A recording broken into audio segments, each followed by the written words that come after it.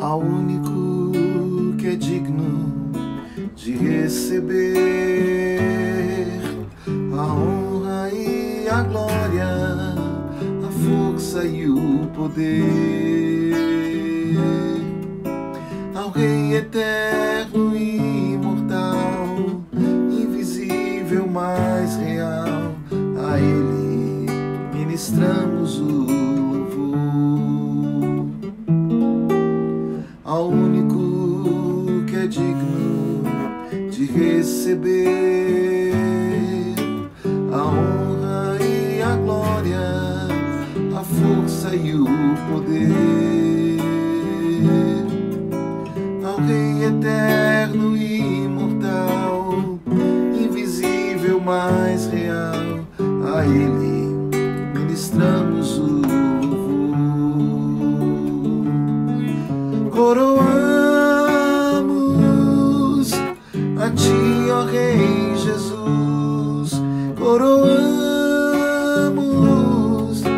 a Ti, ó Rei Jesus, adoramos o Teu nome, nos rendemos aos Teus pés, consagramos todo o nosso ser a Ti. Coroamos a Ti, ó Rei Jesus, coroamos a Ti, ó Rei Jesus, adoramos o Teu nome, nos rendemos aos Teus pés, consagramos todo o nosso ser a Ti, consagramos todo o nosso ser a Ti, consagramos todo o nosso ser a Ti.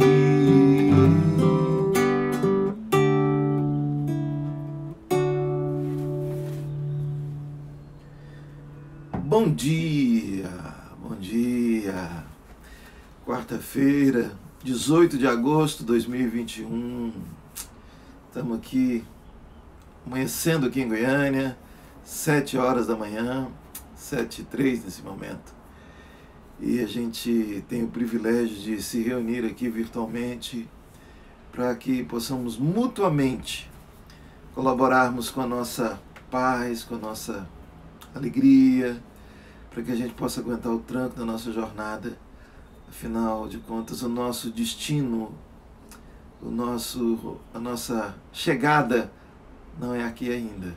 Aliás, isso aqui é só uma passagem e muito breve, muito breve. Daqui a pouco você e eu estaremos onde haveremos de estar eternamente, que é na presença do Senhor, depois dessa vida aqui. E se a gente não tiver essa compreensão, a gente vai se frustrar muito e a gente não vai entender nada, a gente vai correr muito atrás do vento.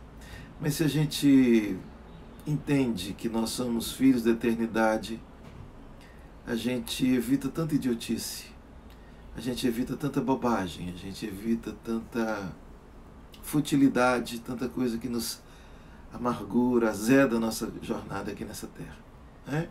Eu queria, portanto, antes de conversar com você a respeito do Salmo 51, estava agora há pouco meditando aqui nesse Salmo e veio no coração o desejo de compartilhar isso com você.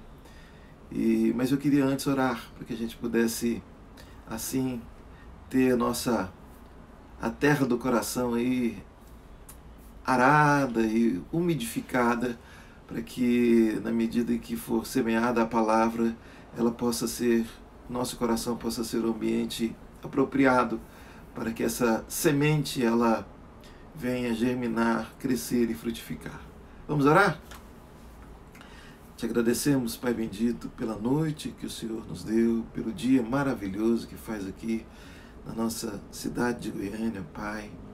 Eu quero te rogar, ó Pai amado, que nesse instante, nesses momentos, nesses instantes que estaremos aqui, ó Pai, que o Senhor nos instrua, que o Senhor nos guie, que o Senhor, ó Pai, nos visite com discernimento, com consolo, ó Pai, com exortação, com força vinda do alto, ó Pai, que a presença do Senhor se manifeste, ó Pai, de modo que sejamos libertos de hábitos, de manias, de impregnações no nosso caráter que contaminam, Senhor, a nossa percepção do Senhor e, por consequência, Senhor amado, impedem que tenhamos uma vida de leveza, de bênção e de paz. Eu te peço que seja assim, para a tua glória, em nome de Jesus. Amém. Louvado seja o Senhor. Salmo de Davi. Salmo 51, um salmo muito famoso e consequência de uma história também muito conhecida. Davi escreveu esse salmo a propósito de quando o profeta Natã havia visitado ele ali, depois dele haver possuído a mulher que não era dele, Betseba, de ter matado seu marido, de ter criado uma narrativa que pudesse manter a sua imagem, a sua reputação intacta, mas a gente vê que isso é tragédia que se promove na vida da gente. Então Davi escreveu esse salmo dizendo assim: compadece-te de mim, ó Deus, segundo a tua benignidade e segundo a multidão das tuas misericórdias, apaga as minhas transgressões. Lava-me completamente da minha iniquidade, purifica-me do meu pecado, pois eu conheço as minhas transgressões e o meu pecado está sempre diante de mim. Pequei contra ti somente, e fiz o que é mal perante os teus olhos, de maneira que serás tido por justo no teu falar e puro no teu julgar. Eu nasci na iniquidade, e em pecado me concebeu minha mãe. Eis que te comprases na verdade, no íntimo e no recôndito, me fazes conhecer a sabedoria. Purifica-me com hisopo e ficarei limpo. Lava-me e ficarei mais alvo que a neve. Faze-me ouvir júbilo e alegria, para que exultem os ossos que esmagaste. Esconde o rosto dos meus pecados e apaga todas as minhas iniquidades. Cria em mim, ó Deus, um coração puro e renova dentro de mim um espírito inabalável. Não me repulses da tua presença, nem me retires o teu Santo Espírito. Restitui-me a alegria da tua salvação e sustenta-me com espírito voluntário. Então ensinarei aos transgressores os teus caminhos e os pecadores se converterão a ti. Livra-me dos crimes de sangue, ó Deus, Deus da minha salvação, e a minha língua exaltará a tua justiça. Abre, Senhor, os meus lábios, e a minha boca manifestará os teus louvores, pois não te comprases em sacrifícios. Do contrário, eu os daria, e não te agradas de holocaustos. Sacrifícios agradáveis a Deus são espírito quebrantado, coração compungido e contrito não o desprezarás, ó Deus. Faze bem a Sião, segundo a tua boa vontade, edifica os muros de Jerusalém, então te agradarás dos sacrifícios de justiça, dos holocaustos e das ofertas queimadas, e sobre o teu altar se oferecerão novilhos. Como eu disse, essa é uma poesia inspirada na dor de um arrependimento, de um tempo de loucura, porque nada mais insano, nada mais louco do que imaginar que no pecado a gente possa ter algum tipo de vantagem, algum tipo de gratificação. O pecado ele traz assim uma gratificação momentânea, uma adrenalina, uma sensação de que você se aliviou de algum tédio, ou obteve alguma vantagem, algum lucro. Pecado não é simplesmente aquilo que fazemos, mas aquilo sobretudo que a gente é, iniquidade que nos habita. Davi era um homem chamado segundo o coração de Deus, e ele teve essa experiência dolorida de ter dado vazão à sua pulsão primitiva. Ele viu aquela mulher, Betseba, uma bela mulher casada, ele na varanda do palácio. Davi vinha tendo uma vida de vitórias, ele era amado pelo seu povo, ele era um rei extremamente vencedor até então na sua carreira, um rei que conquistava, que derrotava os seus inimigos. E por volta dos seus 50 anos de idade, quando o exército estava no campo de batalha, quando o rei precisava estar lá, Davi estava no ócio, estava ali, não fazendo aquilo para que ele foi chamado, mas estava ali na varanda do seu palácio e viu aquela mulher nua tomando banho ali no rio. E ele a cobiçou e chamou e mandou chamá-la para o palácio ali. Ele a possuiu, porque ele era o rei, ele podia fazer isso, entre aspas, né? Ele tinha o poder para fazer isso. E ele manda aquela mulher embora. E logo depois, dias depois, ela manda um bilhete para o rei dizendo que estava grávida. Ele cria toda uma história de disfarce, monta um script imaginando que ele poderia simplesmente disfarçar o seu pecado, para que não contaminasse a sua imagem de homem vencedor, de homem respeitado. Mas normalmente, via de regra, gente, não existe pecado neutro, não existe pecado oculto. Pode ser oculto para um ou outro, mas Deus vê, o diabo vê.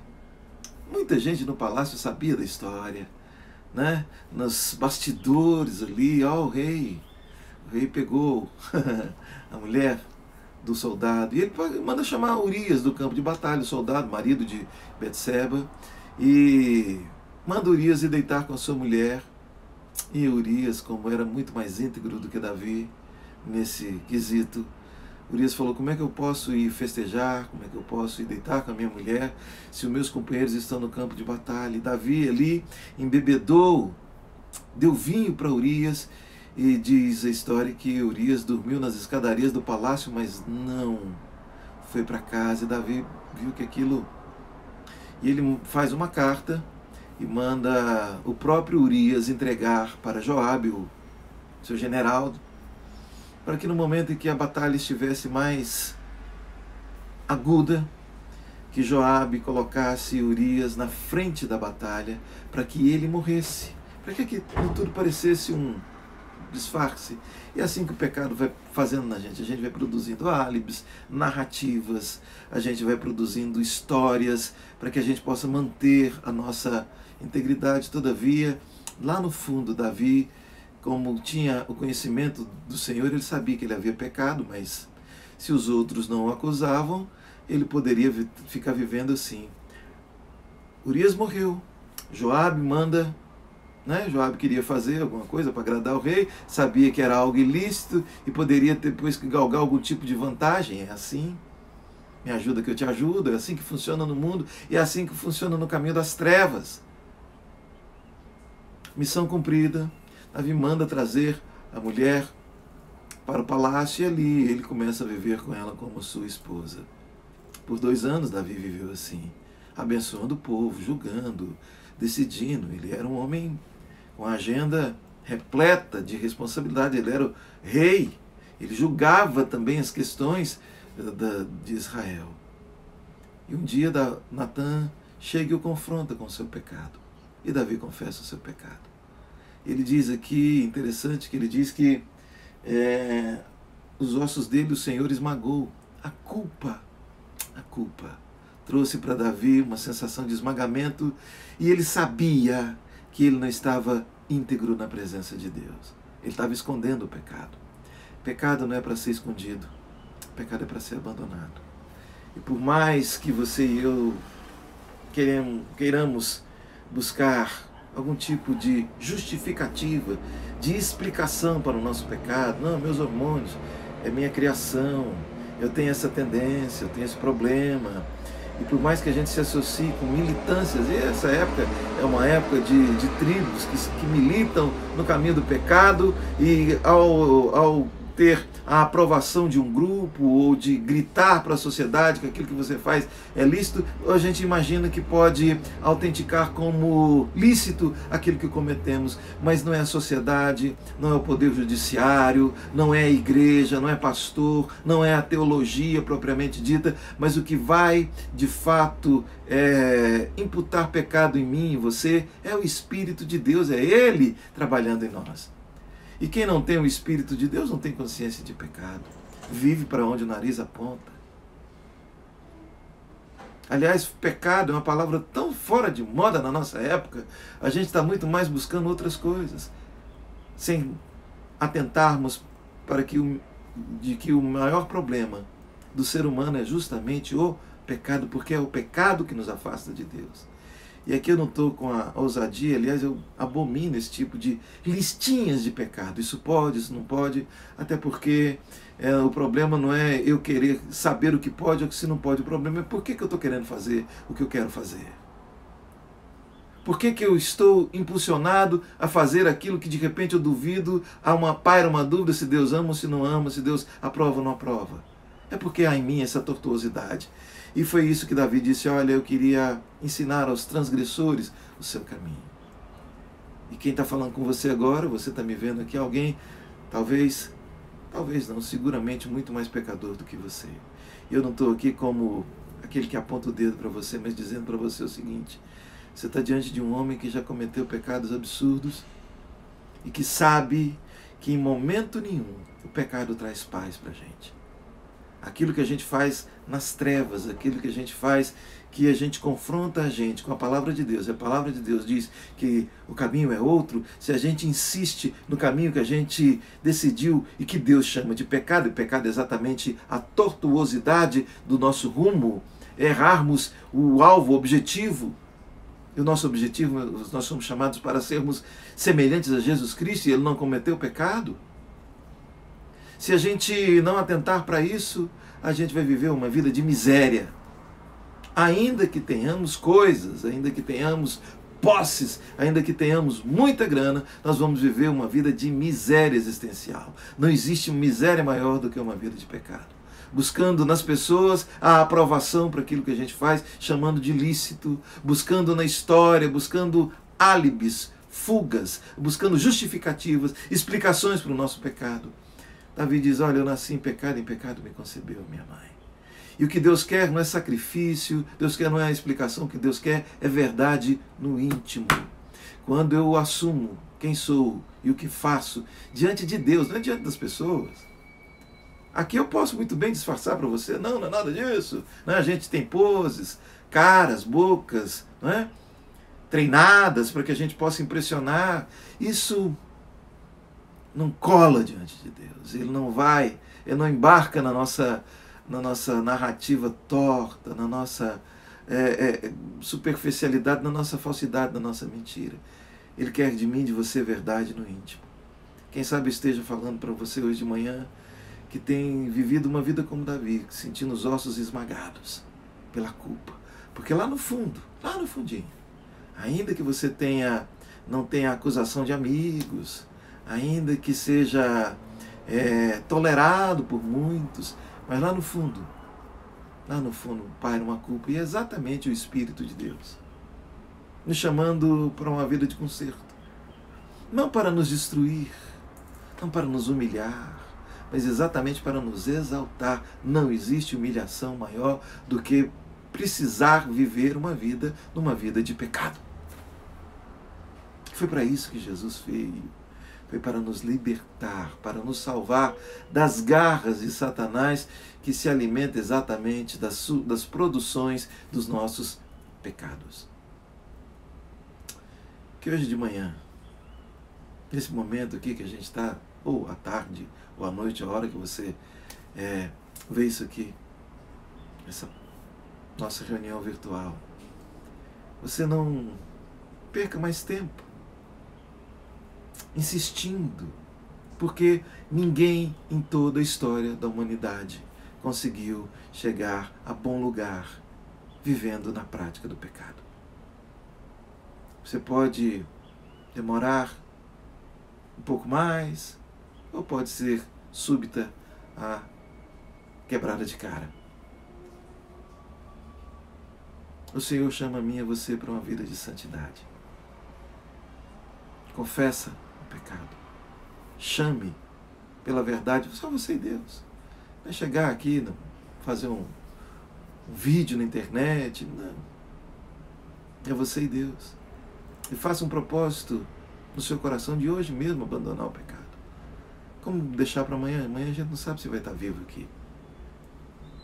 Tem um hino antigo do cantor cristão que diz: amanhã pode ser muito tarde. Hoje Cristo te quer libertar. Abandone essa bagaceira, essa imundície hoje mesmo. Não se importe, ainda que possa haver prejuízo financeiro, prejuízo de reputação, essa desconstrução, esse caos promovido pelo abandono do pecado, ele é o caos que vai produzir vida. Como dizem os filósofos, né, de muro e de caminhão, não se faz omelete sem quebrar os ovos. Que você possa, aí, na sua solidão, na sua só você e Deus, se achegar a Ele e fazer como Davi. Senhor, o Senhor não está afim que eu esteja dando ao Senhor ofertas, que eu faça rituais. O que o Senhor quer é que simplesmente que haja verdade em mim. E eu saiba, eu tenha nessa consciência de que aquilo que eu faço não te agrada, mas que eu preciso da sua salvação. Eu preciso da sua força vinda do Senhor, porque eu estou completamente dominado por essa bagaceira desse pecado e eu morro de vergonha se alguém de repente sabe quem eu sou e o que eu faço. Que você possa abandonar isso. Isso não vai te levar à vida, vai te conduzir à morte. Se é que isso já não tem te matado a sua percepção de Deus. Davi dizia: não me repulses da sua presença e nem retires de mim o teu espírito. Não existe riqueza maior, não existe prazer maior, não existe alegria maior, não existe satisfação maior do que de fato a presença de Deus. Ainda que para isso você, nesse primeiro momento, precisa abrir mão de tudo aquilo que você tem construído até aqui como vida. É assim que Davi ensinou os transgressores o caminho do Senhor. Não porque Davi fosse alguém acima do bem e do mal. Ao contrário, porque na experiência de dor, de culpa, de sensação de abandono de Deus, ele experimentou a misericórdia de Deus. Porque quando Natan chega para dizer para ele que Deus sabia do seu pecado, Natan diz para ele também: o Senhor já te perdoou. Se você tem essa consciência de pecado, é porque o Senhor já te perdoou. Aproprie-se do perdão. Não para continuar na bagaça, não para continuar nos pântanos, nos esgotos, nas escuridões, nas sombras, mas para vir para a luz, porque é na luz que é a vida. Queria deixar esse apelo com você nessa manhã. Na verdade, eu nem sei porque estou falando isso para você hoje.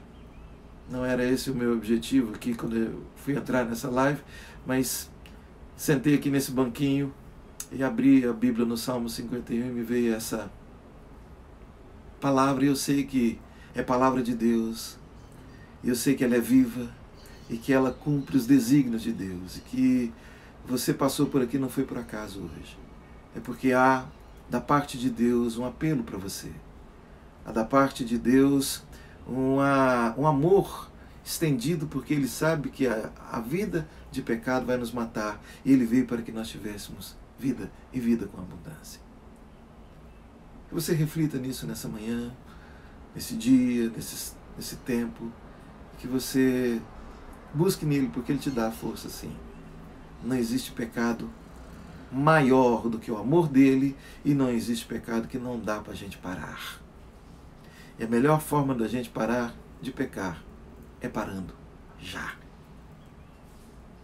Vamos orar?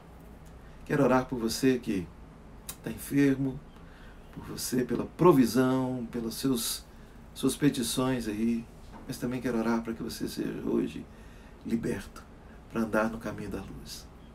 Vamos orar. Pai, em nome de Jesus, eu quero te agradecer por tua palavra, que é viva, pelo seu Espírito, que nos dirige, nos convence, ó Deus.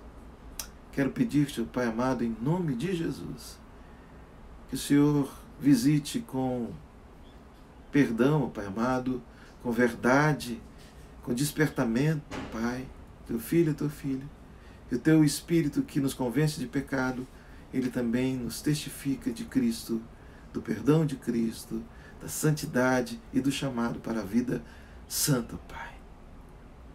Que andemos, ó Pai amado, firmados não na nossa virtude, mas na sua graça. E, ó Pai, eu quero também te pedir sobre os enfermos que estão aqui conosco agora.